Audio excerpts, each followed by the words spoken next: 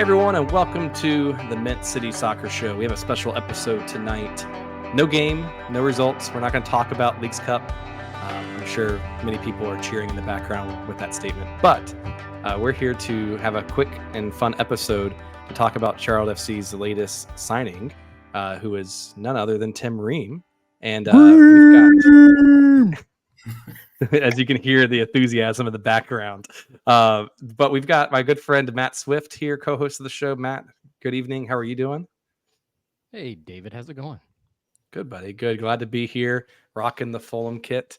And then, of course, we've got our American/British correspondent that's joining us tonight, Mr. Matt Chantry, who is actually an American now, but it's okay. We bring him on for all things British, Fulham, and Tim Ream. But Matt, welcome back to the show, man. How are you?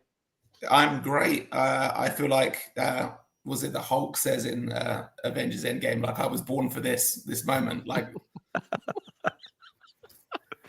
it's just perfect, man. You're the perfect blend of a Charlotte FC fan, a British person, and a Fulham fan. So you were the perfect guest for tonight's episode to talk all things Tim Ream. So unless you were living under a rock today and missed out on the spoof notification last night from the team that says player announcement coming soon at 9 a.m. And then at 9 a.m., they announce officially that Tim Ream is part of the Crown. He's part of Charlotte FC. So, Matt, I'll throw it over to you first, since you're a special guest of the show and you get to talk about, two of your favorite things here. But how excited were you as a Fulham fan and a Charlotte FC fan to see him officially be announced and be part of the club? Extremely excited. Can't lie. I said on Twitter earlier on, I think to Joe LeBeau after he tweeted at me about it, I was like, it's not often you can feel like there's a signing made specifically for you. Obviously, that's not the case. I'm joking around there. But he is genuinely one of my all-time favorite Fulham players, like a absolutely superb human being, has been extremely loyal to Fulham, has been there for 9 years. 1 year short of a testimonial, by the way, which is what you get in England when you've been at a club for 10 years, which is insane in this day and age. Usually it's you get players at clubs for 2 or 3 years. So 9 years is crazy these days. I'm over the moon about it, just in terms of the impact on Charlotte FC, in terms of I get to see one of my favorite players playing in front of me again, which is something I didn't expect to happen. In terms of it was kind of like a little bit bittersweet that obviously he's leaving Fulham as well, and there was a lot of sad Fulham fans that he was leaving today. Like, to a man, everyone was upset that he was leaving after so long at the club. But yeah, for me, I'm absolutely over the moon. Couldn't be happier. That's awesome. Yeah. And we'll definitely talk about that. I think that's a good sign that there's people sad. Like I think back when Nathan Byrne left his former club, and a lot of players and fans were like, hey, Charlotte's got a good player there. We're sad to see him go. And I think you're seeing that, but just amplified now with Tim Ream. So Swift, I know we talked about Tim Ream on a former episode or two a while back, but how are you feeling about Tim Ream joining the Crown? I wasn't sure if I was going to join tonight. I'm actually pretty exhausted and had a long day at work, but I wanted to join just because Chantry was going to be on the show, and I know how excited he is. So that really is kind of why I joined, because I want to talk with him about it. But yeah, we chatted at length about this a couple episodes ago, and thank God the signing finally came through, because that would have been a waste. So I'm excited to discuss his future here. I'm getting more and more excited about it as kind of time has gone on. I've thought about it a little more, so I'm just pumped that he's here, and to be able to talk to Chantry about it, because I know he's so excited.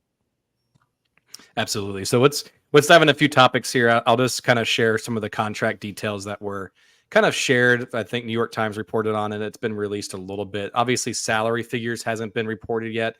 MLS does that, I think, like once or twice a year when the Players Association releases official salary numbers. But a couple of things that stood out to me first was that he was signed on a free transfer. So I know, Chantry, I want to get your thoughts on that coming from Fulham. And that's a pretty big deal for Charlotte, because from what I understand, usually the transfer fee is spread out across on their salary, across the length of their contract sometimes. And that could help Charlotte a little bit from the transfer fee, salary, etc. And then he's here through 2026 with an option till 2027. So Chantry, like, why did Fulham give him up for free, and why is that a good deal for Charlotte?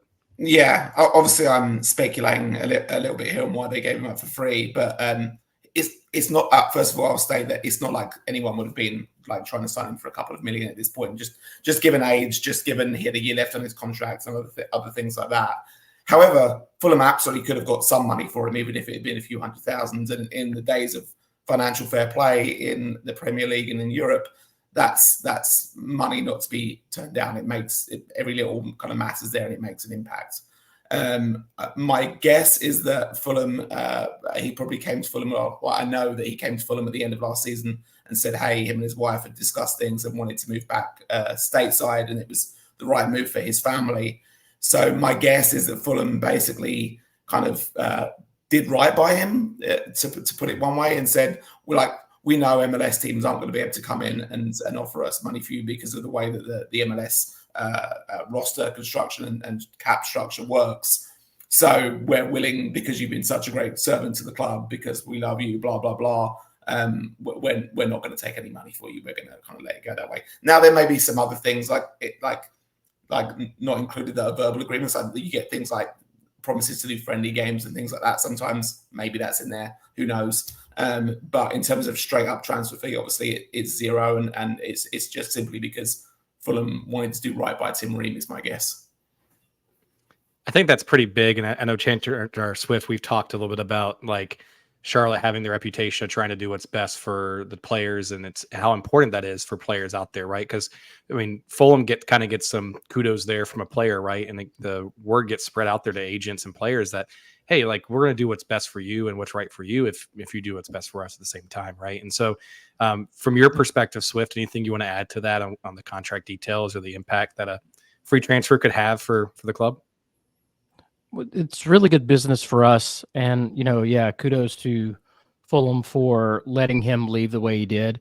And, you get a good reputation that way, and agents talk and players talk. And that's why I've always liked how we've handled players and let, people leave on good terms and how they want to leave and help them. So, I think, kind of the Chantry's, point, he has a family, and he even said in the interview that, he wanted to get back here and be, with his family more. So it just made sense, and Fulham helped make that happen. And I think it's good. I think it's great to have him here, and I just love the way the whole situation was handled, and I'm just excited that he's now here.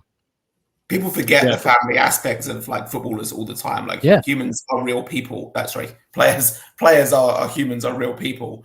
Like they're not robots that play every week for money and then go back into a box. Like like they think about their families and spending time with them and everything else like that. So it's a huge sacrifice for the families, because especially if you have kids too, like you got to find them schools, and then they get attached to their friends and everything like that. And I mean, even the parents, the parents get attached to friends, and, their kids get attached, and then they're uprooted and have to move again. So it's so difficult. And that's why a lot of times, like, these deals, like, they'll fall through, or it takes longer. Like, there's so much that goes into it, not just like, yes, I want this club, and you pull the trigger, pay the money, and that's it. There's just so much more that goes into it.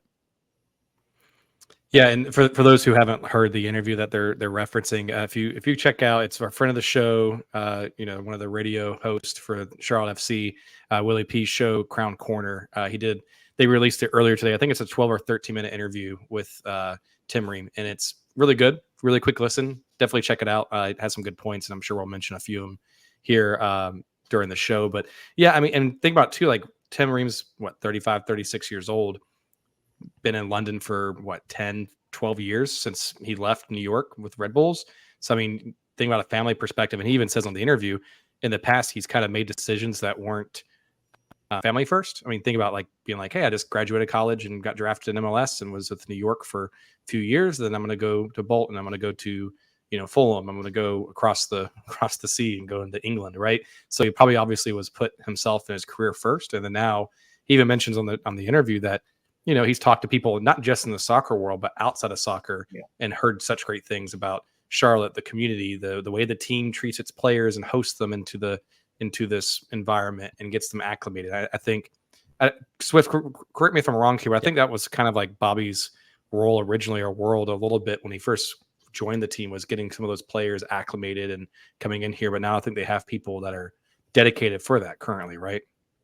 Yeah, Bobby, I don't know if he's directly in charge now, but he wasn't kind of in that role of like player personnel helping out with that. I think they have staff now that's more, getting players here, getting players housing, helping, spouses with, getting the move here and getting kids in schools and letting them know where the good schools are and what they could do. So there's a whole team in place now that can do that. And that's a huge part of building something special here.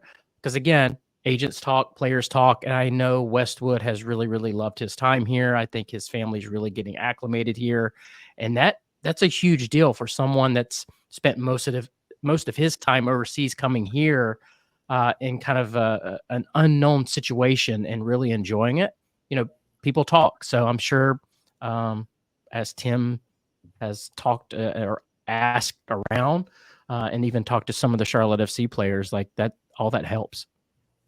That's like a good, like a broader point as well. Just purely coincidentally, obviously the Royce news came out today as well, that sounds like he's about to complete the signing at last as well with Galaxy. Like we can't compete with other cities in terms of location. Like Charlotte isn't LA, it's not Miami, it's not New York. Like we probably never will be.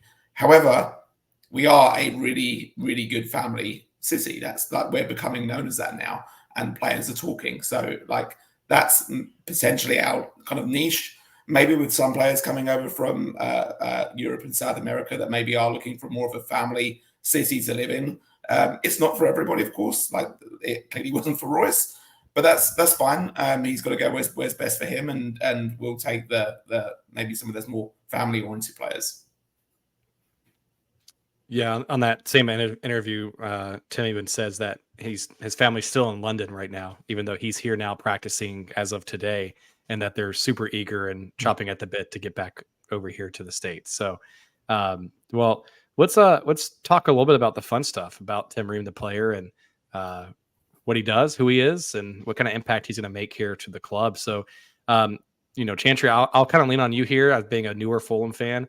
I know Swift is a huge Fulham fan in his heart, even though he wears his Arsenal badge on his chest. But Chantry, so like, what should like players, or I guess fans of the team, expect? I know he's historically played like left back, center back, etc. Like, what do you think he does here? What's the strengths and weaknesses, and what should you kind of expect as a fan of the team? Yeah, he did play left back a few times for Fulham. However, I think 98% plus of his performances at Fulham at this point have been left centre back. I'll kind of like list out a few of his like strengths and his main weakness, like the elephant in the room kind of here. Strengths, positional sense, extremely good positional sense. It literally probably hasn't been a better Fulham defender in my like time of supporting Fulham, in terms of knowing where to be and being in the right place at the right time. His passing ability, especially his long passing ability, is absolutely elite still at this point. He's crossfield balls to wingers that are in space and like bypassing the midfield sometimes. Absolutely excellent. So I think you're going to see a lot of that, potentially crossfield to Abada. I'm really excited about because Abada, when he's isolated one-on-one with defenders on the other side, obviously we've seen what he can do there. So I think you're going to see some of that, hopefully. Next one I've got is breaking the press. He's still very, very good at that at this point. Obviously, there's a lot of MLS teams, including his potential first opponent, Red Bulls, are very predicated on a high press, and he's still very, very good at beating that. Very calm on the ball, very good about breaking the lines and getting the ball into midfield. And lastly, his attitude. He's a winner, never says die, just keeps going. There have been probably 3 Fulham managers and 30,000 plus fans that have written him off at various points of his Fulham career, either due to us, like, oh, we got promoted from the Championship to the Premier League. We need to upgrade on Tim Ream. Like, it's come to the point of, like, we love you, Tim, but let's, like, upgrade on him. You think that's going to happen? We'll bring someone in, even potentially, and then the season will start, and 2 weeks in, Tim Ream's playing again and has won the job and is performing admirably. Like, that reminds me of another player on our team, right? I was about to say the Bronico. same thing. It does. Yeah, it's exactly right. It sounds like Brant Bronico. Go ahead. That's a great comparison.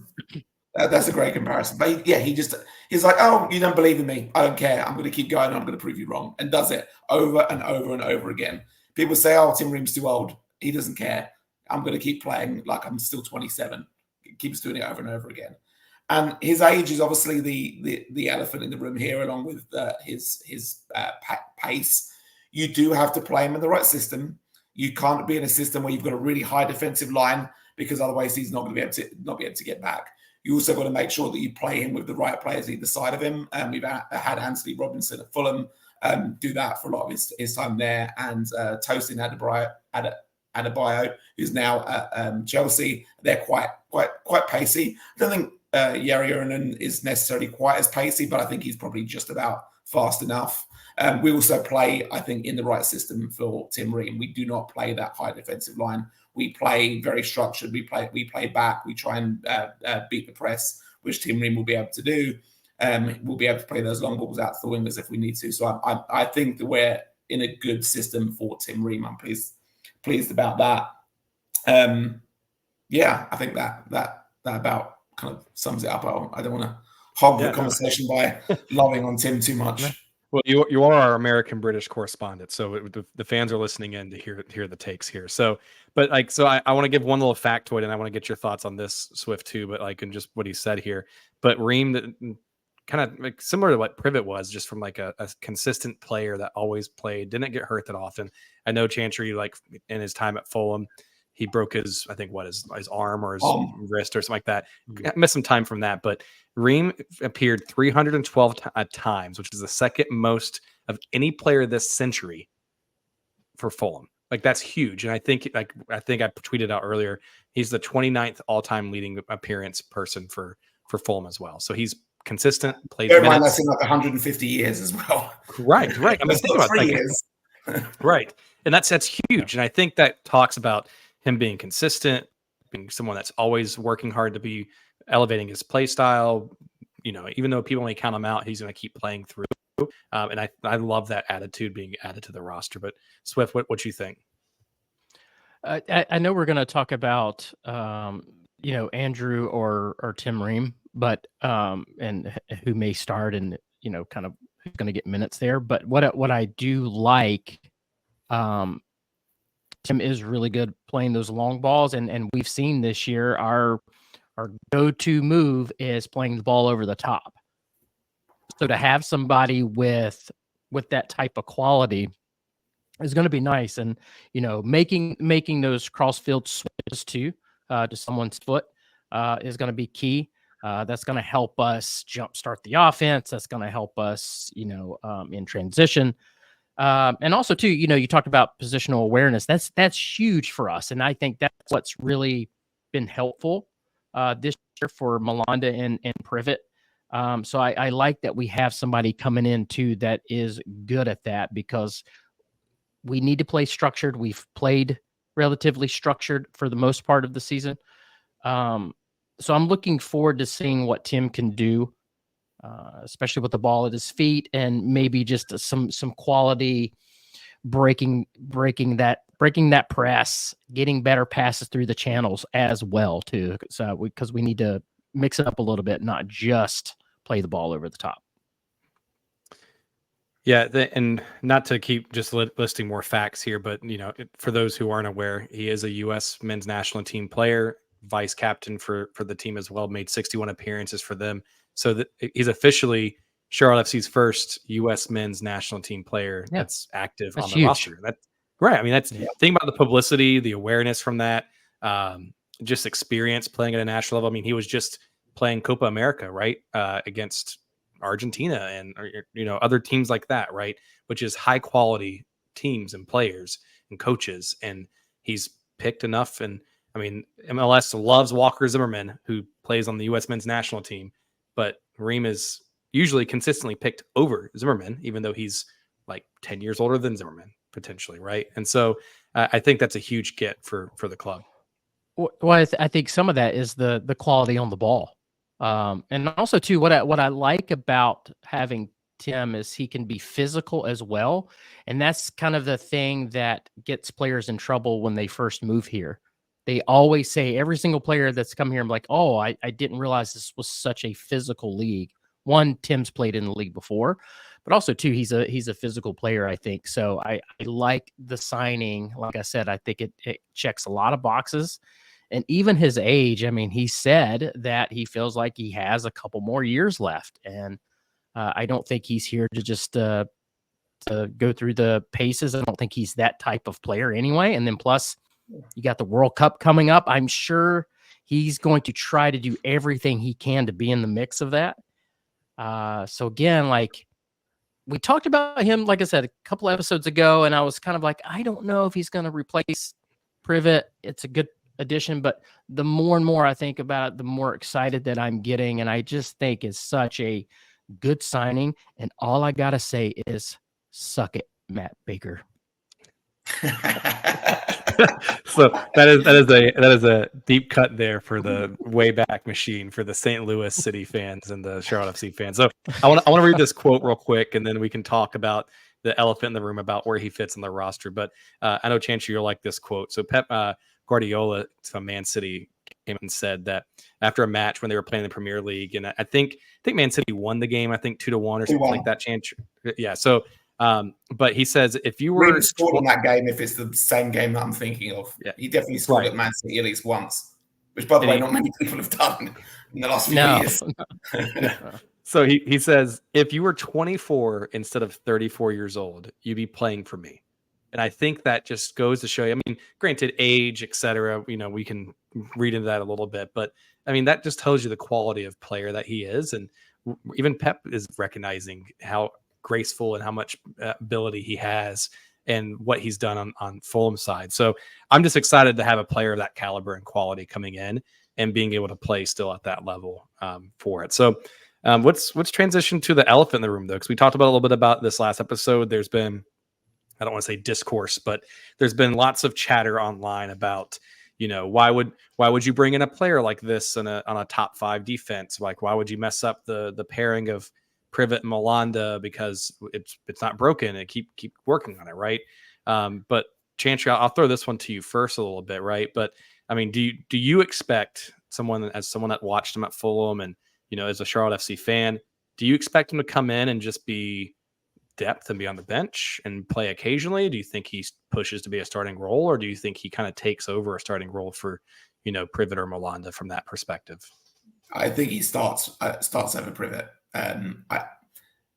Yet to be seen whether that's straight away at the Rebels game. I will point out that he hasn't had a preseason until I think literally today, because he was away with US at first, and then obviously they let players have a break after that. So I think today is probably his first training, is my guess, since he left the US team at the end of Copa America. So he does need to build some match fitness back up again. So we'll see about Red Bull. However, over the course of the rest of the season, my expectation is injuries, suspensions, everything else aside, that you'll see many more Tim Ream appearances than Andrew Privet for a few reasons. One, I love Andrew Privet. I'll say that as the preface for all this. I think he's been a really good player for us and arguably one of the best defenders in the league. However, the easiest comparison I've got here is that Tim Ream is playing for the US and has arguably been the US best central defender in the last 12, 24 months. Walker Zimmerman is another defender that obviously we mentioned earlier. He's considered one-off and by some people, I think, the best centre-back in the league. And Ream has outplayed him, arguably, for the US on many occasions in the last couple of years. If that's true, Andrew Privet's not in the US squad. Like just doing the math there, like he's going to be a better player than Andrew Privet today.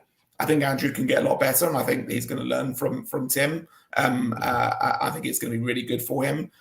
But right now, Tim Ream is the better player than Andrew Privet. I don't have any doubt in my mind about that at all. Now you might get some injuries here and there that happen, and obviously it's good to have 3 quality centre-backs to be able to handle that situation. I think we've been kind of lucky this season that we've not had that many injuries really. So far, there have been a couple here and there, but I think we've probably been less than the average, especially at centre-back. I think the Minnesota game that we had at home, I know Malanda was out for that. I can't remember whether Privet was out or not. I forget. I think it was just Malanda maybe. We looked bad defensively that game without Adilson Malanda. Now we've got 3 quality centre backs. Someone's going to get hurt before the end of the season. Just law of averages is going to happen. So having that there is good. However, when everyone's fit and at 100%, I think Tim Ream is going to start. We've not spoken about the fact yet that he's a left-footed centre back. That's contrary to some people's opinions, is a big deal. Being a left-footed centre back at left centre back as opposed to a right-footed centre back at right centre back. That makes a big difference. Andrew's done really well there, and he's got a decent left foot for sure, but he isn't left-footed. That's going to make a big difference there. It's going to allow him to do defend a bit better against right-footed players because of his strong side. I've got no doubt in my mind that all things going as I expect them to, Tim Ream will be our starter for the rest of the season. I don't think I can say it any more bluntly than that. The way that you said that someone will get hurt, Chantry. I know you're saying law averages, knock on wood, etc. But the way you said that makes it sound like you're going to Nancy Kerrigan it, and you're going to be outside the stadium, and you're going to have like a little golf club, making sure that Ream gets his start. I'm just joking. So, but I mean, so Swift, I know you were on the fence last time, and I know me and Corey kind of went back and forth on this during the episode almost a month and a half. How are your feelings now that you kind of slept on this for a few weeks? Yeah, I think. I still worry about tinkering with things that have been working.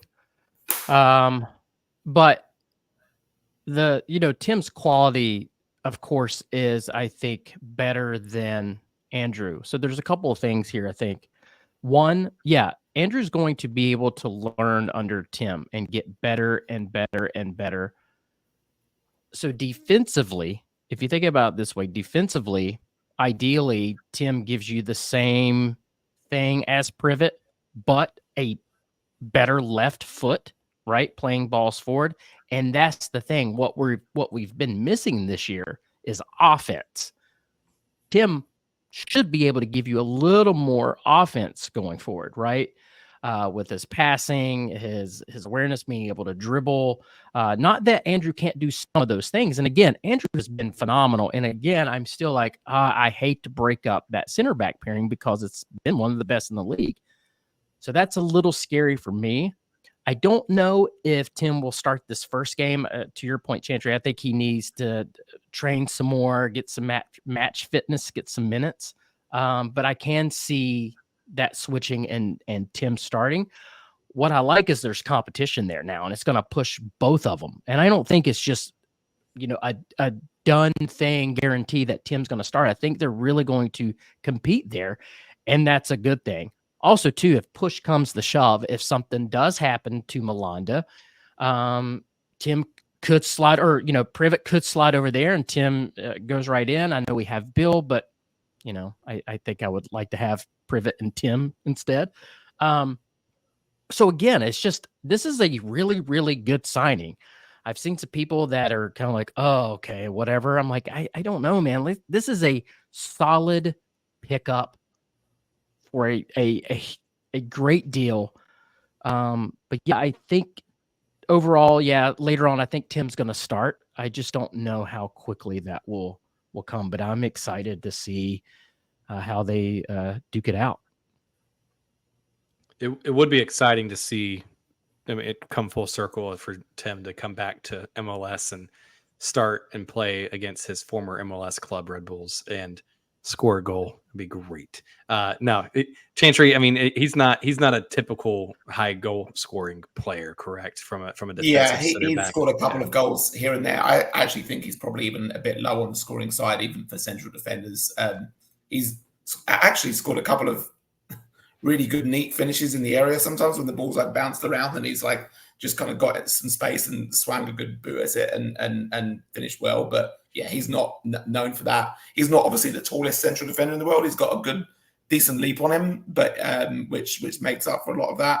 But he's not going to be someone that you see pop up scoring more. I actually expect Malanda to be more that kind of defender, just in terms of scoring because of his height. So I started with Chantry first on this one, so I'll throw this one to you first. Swift is I've seen it thrown online a little bit here and there, but do you think there's ever a time or a place where Dean may look at the roster and go, okay, I want to run with 3 center backs depending on the matchup and play, and have a Ream, Privet, Malanda kind of back there, and then having Yuri, Nathan be wingbacks, etc. I've seen that online a few times. Do you think that comes into play now, or do you think we still stick with that 4-2-3-1, 4-3-3, whatever we've been running for the majority of the year? My first thought is now you stick with what the formation that you have. However, then I start kind of having some fun with it, and we've seen Nathan Byrne make runs up the field and dribble, and he's definitely has the quality to put balls in. And Yuri, I really love him. That's who I have on the back of my jersey right now. We've seen his service in. I think he's fast enough to get up and down the field and do that. But in doing that, then, where does Abada play? Where does Vargas play? So there'd be some questions there. It is an option. But I don't think Dean will go that route, especially not anytime soon. But I could. What formations do they typically run at Fulham, Chantry, with him playing? That he typically play a left center back? Exactly the same, actually. Yeah. Great. It's exactly what we do right now. We've done that for, especially in the Marco Silva, the last 3 years. And I expect us to continue with the current formation as well, because we spoke about the disruption of maybe like, do you mess with the centre-back pairing, which is a fair discussion, and I think it's worth having it. But a much bigger disruption would be changing the entire formation that we play. Sure. You might see 3 centre backs, like if we're hanging on it like Miami away and we're somehow like winning or tying that game at the end, and we obviously want to get those points, you might see us put 3 centre backs in at the end of that kind of a game potentially. But in terms of starting a game, I don't think we'll see it much, if at all. So can you, and not to put you on the spot, Chantry, but talking about just the type of person Tim is, there was like a thread I think Men in Blazers put on Twitter earlier today with like top 13 moments from Tim Ream and all that stuff. But there was a few things in there that kind of stood out to me, was like just the type of person that Tim Ream is, and the impact that he has on fans, what he does for fans. Can you touch on some of the things that that he's done there and Fulham for that? Yeah, there was 2 big ones that just kind of like stand out for him as a human being. One was I might be getting this wrong, so apologies if I believe it was an autistic supporter who was wearing like the noise cancelling like headphones, like headset thing on when they were coming out, because of obviously the noise and the atmosphere, etc. And Tim Ream wore the same like pair to make the kid feel better doing that, and in that situation, which is like that's like beyond being a good human. I like to think that I'm not a bad person, but I'm not sure that I would have like the thought to do that in that situation, and like that's just like next level, like being an absolutely wonderful human being, in my opinion. And then the other one was there was a disabled Fulham supporter that had been bullied at school, and it kind of like came out online a little bit. And Tim and a few of the other Fulham players like organised like celebrating in front of him. That like the next game that he came to, they did like some huge team celebration in front of him, and then he invited him down to Montevideo Park, which is the training facility, and like has been, I think, in contact with him ever since then. And like surprised him at the training ground a year or 2 ago. Like he's just been, he is an absolutely wonderful human being. I know a lot of people say that about Ashley as well, and that's also true. And I think that you can see like our squad in the last year or so, that's been, I think, maybe a prerequisite of anyone that we sign, like the don't be an arsehole rule. Like we've signed, and there's reasons for that, which we've spoken about a bunch, but so I won't go into. But we've signed some genuinely good human beings recently, and that's really good to see. Not just for on the pitch, but for off the pitch as well. It's great to see. Yeah, Chantry, that's a really, really good point. we did have some issues in the past, but the folks that we've been getting in recently, even like Scott Arfield, that left recently, very good dudes and veterans and professionals. And we want to have that type of reputation too. I think Tim's going to be a fan favorite. And we've got some good fan favorite guys here, and maybe Tim will only be here a couple years, but I think it's just really, really good to have him. And again, the more we talk about him and things come out, and I'm just so excited that he's here. It's a great signing. I know, and I've seen some comments like, okay, now go get a 10. We don't care, go get a 10. But like take a moment. Like, we need depth, we need additional pieces, we need quality, we need a veteran, we need professionalism. He checks all of those boxes, even if he doesn't start. But he's been a captain. And so I just think this is a really, really good thing for us, U.S. men's national team. So I hope people just really appreciate this signing. I think it's huge for us. Yeah, and the club rightfully made a big deal out of it as well, because, like I said, he is our first US men's national team signing. He's, I think, in my opinion, the most well-known player that we've signed. There's a few others which you could like maybe have slight debates about. Fuchs potentially, a couple like that, but I think probably for like the average Charlotte FC fan, he's probably the most well-known person that we've brought in. Yeah, he's the most well-known. That's why it's celebrated and promoted. Yeah, I mean, he's the most well-known U.S. men's soccer player that Charlotte FC signed. Like, point blank. Yeah, for sure. Tenfold. I mean, just think about it from that perspective. I mean, you have Men in Blazers talking about. You have Tom Bokart. You have all these, these folks out there with huge followings and know what they're talking about, celebrating this signing. So to me, if you're kind of like, I just don't know what to say to you. I just don't. When's the last time Men in Blazers made a 13 tweet top 13 moments about a Charlotte FC signing or player ever in the past 3 years? Maybe when they were talking about Bojangles when he came down here a couple of months ago. Maybe about the Bobberry meals. Yeah. So Chantry. So for those, and this is kind of the fun question I wanted to get here towards the end, is that player chants are a big thing in England, big thing in Fulham. What do you know from a chant perspective that we should be able to expect to be able to do for Tim Ream when he finally plays at Bank of America? I'm very passionate on chants sometimes, just like you, Gusler, of course. But this one, I think, is one that I'm probably going to push more than any other specific player one, and that is for Tim Ream specifically, just what came in at the start of the show, just Ream, done like that. It's perfect for us. One, it's already been his chant at Fulham for 9 years. Number two, we've already done it with Fuchs, so everyone already knows that. Number three, it was already done with Luke Kuechly for the Panthers, with Luke all the time. Like everyone knows it. It's perfect. It's easy to do. Everyone hears it when the stadium all does it together. You get like those fun comparisons where people are like, "Oh, are they booing?" Like, no, it's Ream. Like those ones are always some of my favorites. I can't wait to do that. Yeah, they Men in Blazers shared the last 13 moment on that Twitter post, or whatever, was a montage video, because it said that Fulham fans, every time that Ream would touch the ball, would just go Ream. So and it just showed them, like, every time he made a tackle or made a pass or touched the ball, you'd make that noise, and it's like, oh, that's cool. So we were just talking the other day, and I think in Slack, and what was it? The Cruz Azul fans, about how loud they were and how simple of a chant like Ole was, and got the whole stadium going. How sweet would it be to be able to just be like Ream throughout the whole entire stadium? Even Swift can do it in his nice seats. That's right. Can we stop for 1 second, because I think we need to make sure everybody knows, if you're listening on the podcast, that Matt Chantry has already gone to the team store, and he is currently wearing the Explorer kit with Tim Ream on the back, number 3. He's already got it made.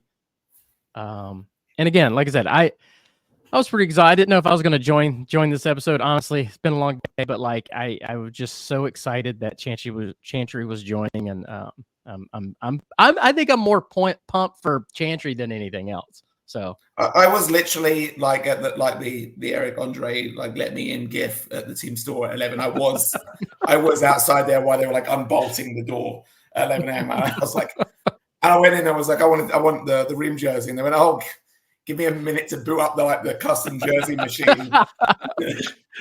That's amazing. They don't have it. I didn't even have it on the system yet as a player, obviously, because how recent the announcement was. So it was obviously like just the custom one for now.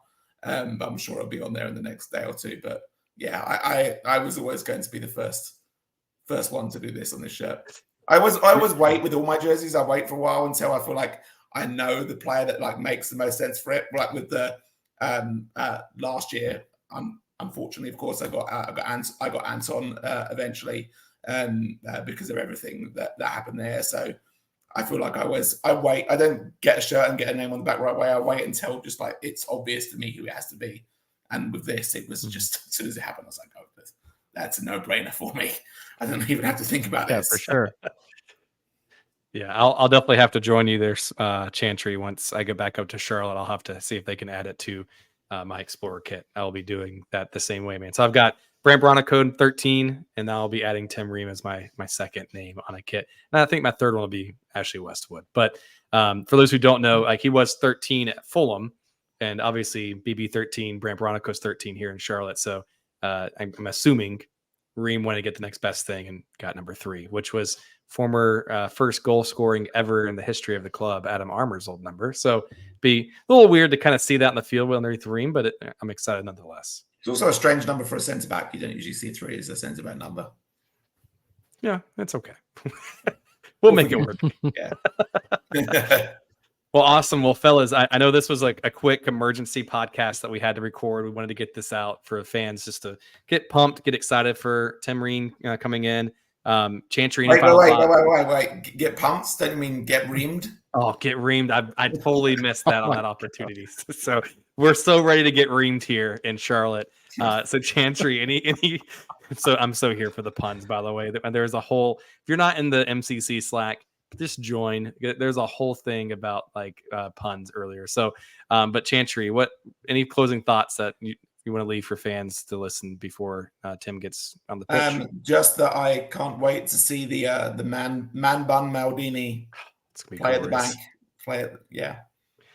I just have to say I'm very low key jealous that he is the same age as I am. He's slightly older than I am, and he has like 100 times the amount of hair, not only on his face but on top of his head than I do. So I really wish I could do the man bun, but we may have to get some wigs, Chantry, and you have Westwood Teagan. I'm really tempted by someone posted the Amazon like thing with like a man bun built into it. I'm very tempted. Let me know if you. What the hell is this Amazon package that turns up? I'll go in with you on that one, Chantry. So go ahead, Swift. Sorry. October's right around the corner. I mean, Halloween. I mean, you should dress as Tim Ream.